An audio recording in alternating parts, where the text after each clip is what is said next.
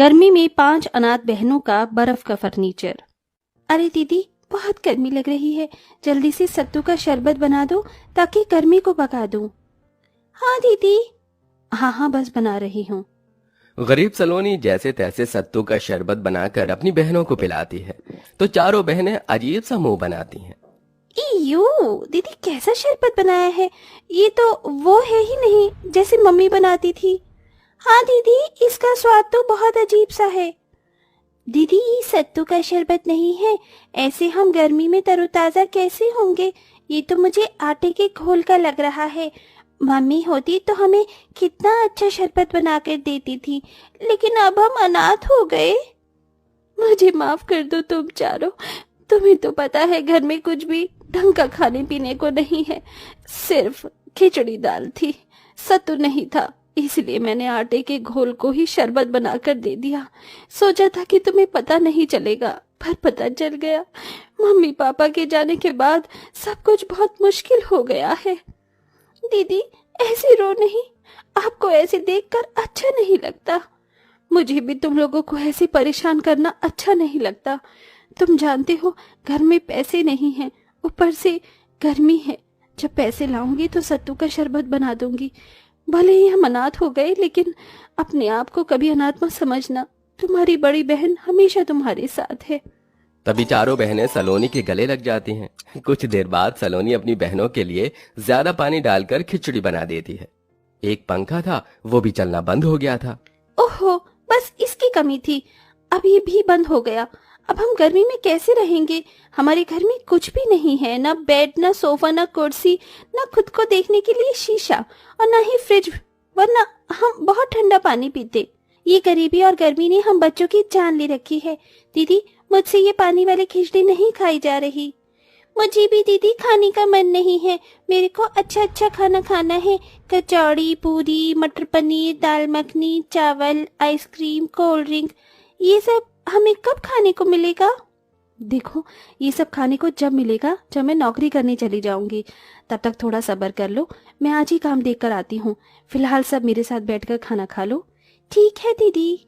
सलोनी अपनी बहनों के साथ बैठकर खाना खा लेती है कि तभी लाल लाल चींटियां उनके पास आ जाती हैं।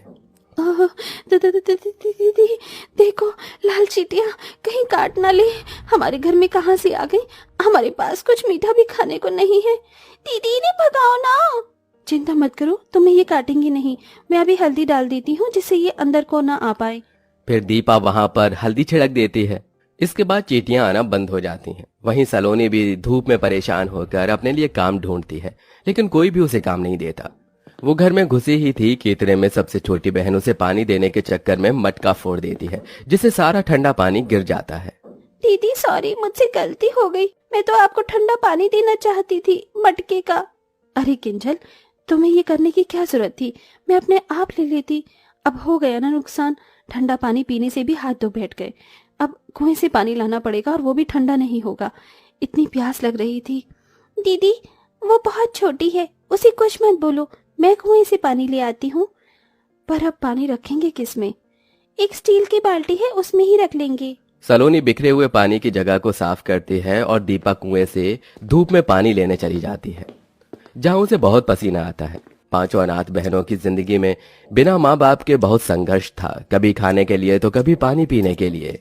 रहने की भी अच्छी जगह नहीं थी, जैसे तैसे बच्चे रह रहे थे, लेकिन अब तो घर का अनाज भी खत्म होने को आया था। फिर कुएं का गर्म पानी पीकर सलोनी बैठ जाती है।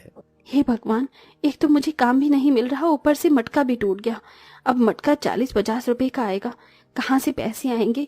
हमारे पास पैसे नहीं है और इस पानी से प्यास भी नहीं बुझ रही। दीदी, मम्मी पापा के जाने के बाद हमारे साथ क्या क्या हो रहा है। ऊपर से हम सबको धीरे धीरे बहुत पसीना आ रहा है, गर्मी लग रही है, पंखा भी ठीक करवाना था। काश हमें थोड़ी सी बर्फ मिल जाती। दीदी, दुकान पर बर्फ आती है, 10-15 रुपए का पैकेट होता है जमी हुई बर्फ का। हमारे पास उतने भी पैसे नहीं है रश्मि, वरना बर्फ डालकर बाल्टी में डाल देते तो ठंडा पानी पीने को हो जाता। तभी आरती अखबार लेकर सबकी हवा करने लगती है। थोड़ा थोड़ा दीदी, इसी से ही गुजारा कर लेते हैं, आज तो पता नहीं नींद भी कैसे आएगी। फिर रात हो जाती है। सलोनी अपनी छोटी बहनों को चूल्हे पर खाना बनाकर खिलाती है। जिससे घर में धुआं धुआं हो जाता है। रात में सब सो रहे थे कि अचानक से किंजल और रश्मि के ऊपर चूहा चढ़ जाता है, जिससे दोनों डरकर जाग जाती हैं। दीदी, चूहा चूहा! नहीं सलोनी, दीपा दीदी, चूहा नहीं था, वो कीड़ा था। हम जमीन पर सोते हैं, गर्मी में कीड़े भी तो आ सकते हैं। काश हमारे पास कोई बिस्तर होता। वैसे ही नींद नहीं आ रही थी और नींद उड़ गई। हे भगवान, अब कीड़े रात में कहाँ से आ गए? ऐसा करो, तुम दोनों मेरी जगह पर सो जाओ, मैं तुम्हारी जगह पर सो जाती हूँ। ठीक है दीदी। बड़ी मुश्किल से पांचों बहनों को कीड़े और चूहे के डर से नींद आती है। अगले दिन दीपा गर्मी से परेशान होती है तो किंजल को कुएं तक टहलने और थोड़ा पानी भरने के लिए ले जाती है। इतने में एक औरत 2 मटके लाती है, जिससे वो भरती है तो उसके एक फूटे हुए मटके से पानी निकल जाता है। हे भगवान, मेरे घर में बिल्कुल भी पीने का पानी नहीं है और इतनी गर्मी में दूसरा मटका मैं कैसे खरीदूंगी? मेरे पास पैसे भी नहीं हैं। काश ये मटका जुड़ जाता। अब एक मटका लेकर तो घर लेकर नहीं जा सकती। क्यों ना उनके थोड़े से टूटे हुए मटके को मैं ठीक कर दूं? पर कैसे दीदी? बस देखती जा। सुनिए आंटी जी, मैं आपके मटके को ठीक कर देती हूँ। सच में, अगर तुम मेरा मटका ठीक कर सकती हो तो कर दो।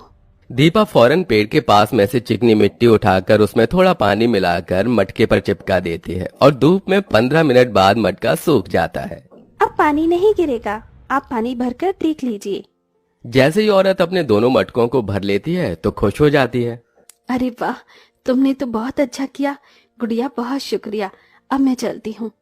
सुरेखा अपने दोनों मटके लेकर चली जाती है और जब दीपा किंजल अपनी दूसरी बर्तन को भरती हैं तो किंजल को वहाँ एक बड़ा सा मटका दिखता है। दीदी देखो, ये मटका कहाँ से आया? अभी तक तो नहीं था। अरे हाँ, यहाँ पर किसका मटका होगा ये? अरे ये मटका तो गंदा भी है। दीदी, ये गंदा मटका किसका होगा? भला हमारे ही काम आ जाएगा। हम इसे साफ करके यही वाला पानी भर लेंगे। चलो घर ले चलते हैं। ठीक है, चलो। दोनों बहनें उस मटके को बड़ी मुश्किल से पकड़कर घर पर ले आती हैं और उसे साफ करने लगती हैं। अरे तुम्हें ये मटका कहाँ मिल गया? दीदी, किसी का भी नहीं था, इसलिए हम ले आए। अब साफ करके इसमें पानी भरेंगे। अच्छा है ना, अब ठंडा पानी पीने को मिलेगा। अच्छा दिखाओ, मैं साफ कर दूं। बड़ा मटका है, तुम दोनों से नहीं होगा। तभी सलोनी जैसे ही मटका धोकर रखती है कि उसमें से चमचमाती रोशनी आती है और वो मटका ठंडी ठंडी बर्फ के पैकेट से भर जाता है। ये देख पांचों अनाथ बहनें हैरान हो जाती हैं। अरे वाह, इतनी सारी बर्फ! इसमें तो हम बहुत ठंडा पानी पी सकते हैं। हाँ हाँ, जल्दी जल्दी पी लो, कहीं बर्फ पिघल न जाए। पांचों बहन बर्फ देखकर सब कुछ भूल जाती हैं और ठंडा ठंडा पानी पी लेती हैं। अरे हमने इसका ठंडा पानी तो पी लिया, पर ये मटके से अचानक से बर्फ कहाँ से आ गई? मुझे तो कोई जादू लगता है। काश हमारे घर में पंखा चल जाता तो इस गर्मी से तो बच जाते। तभी उस मटके से एक जादुई रोशनी निकलती है। मटके की ठंडी ठंडी बर्फ से पूरा घर बर्फ की ठंडक से भर जाता है। अरे वाह, अभी तो हमारे पसीने आ रहे थे, बहुत गर्मी लग रही थी, और तुमने देखा अभी एक जादू हुआ जिससे हमारा घर एक बर्फ की जैसी ठंडक दे रहा है। हाँ दीदी, ये तो सच में जादू निकला। और इस बड़े से जादुई मटके में बहुत सारे बर्फ के पैकेट हैं। इसे हम बेचकर इस गर्मी में पैसे कमा सकते हैं। अरे हाँ, ये तो मैंने सोचा ही नहीं। और उसके बाद हम कूलर लेंगे, एक बेड लेंगे। दीदी दीदी, मुझे नए कपड़े चाहिए और फ्रिज भी। दीदी आप अकेले बर्फ बेचने मत जाना। ऐसा करते हैं, मैं रश्मि को ले जाती हूँ और आप बड़ी हैं तो आप आरती और किंजल को साथ रख लीजिए। ये बर्फ पिघलने से पहले हमें बेचनी होगी। ठीक है। पांचों अनाथ बहनें एक पन्नी में जादुई मटके से बर्फ के पैकेट निकाल कर उसमें रख लेती हैं और अलग अलग दिशा में बेचने चली जाती हैं, जहां लोग सस्ती बर्फ देखकर खरीदने लगते हैं। बर्फ ले लो, बर्फ, ठंडी ठंडी बर्फ, 5 रुपए का एक पैकेट, 5 रुपए का एक पैकेट। दीदी, मेरे पास सिर्फ 4 रुपए है। मेरे घर में फ्रिज नहीं है। आप इतने में ही बर्फ दे दो। मेरी मम्मी के बुखार हो गया है तो उनको बर्फ लगानी है। ठीक है, ऐसा करो, तुम 2 पैकेट ले जाओ। शुक्रिया दीदी।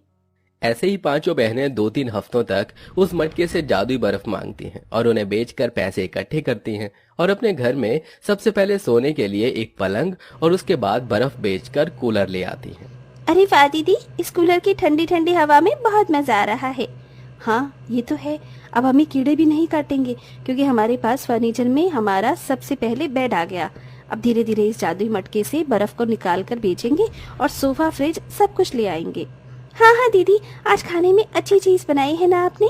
हाँ, तुम सबके लिए मटर पनीर पुलाव और रायता। तो चलो दीदी, ठंडी हवा में बैठकर खाना खाते हैं। एक मिनट, रायते में बर्फ डालने के लिए जादुई मटके से मांग लेती हूँ। हे जादुई मटके, हमें बहुत सारी बर्फ दे दो।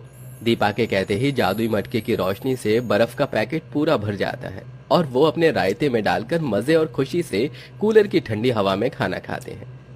आज वो पहला दिन था जब वो अपने माता पिता के जाने के बाद सुकून से खाना खा रहे थे और अब धीरे धीरे उस जादुई मटके से बर्फ के पैकेट बेचकर वो थोड़े दिन बाद अपने लिए फ्रिज ले आते हैं और उसके थोड़े दिन बाद सोफा और धीरे धीरे करके अपने घर को अच्छा करके सारा फर्नीचर का सामान ले आते हैं, जिसके बाद पांचों अनाथ बहनों की जिंदगी उस बर्फ के मटके से बहुत आसान हो जाती है और सब खुशी खुशी रहने लगते हैं।